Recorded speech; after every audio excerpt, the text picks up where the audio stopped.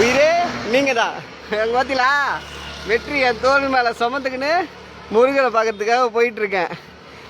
உயிரே நாங்கள் பாதி தூரம் வந்துட்டோம், இன்னும் மீதி தூரம் போகணும். பார்த்தீங்களா கை காட்டுறாரு பாருங்க. இன்னும் மீதி தூரம் போகணும். ஆனால் ஃபஸ்ட் டைமோட இதுதான் எனக்கு ஃபஸ்ட் டைம் நான் நடந்து பழமுதிர் சோலைக்கு மேலே மலை மேலே ஏறுறது. நல்லாயிருக்கு. முருகனை பார்க்குறதுக்கு இந்த மாதிரி கஷ்டப்பட்டுட்டு போனால் தான் நமக்கானது கிடைக்கும்.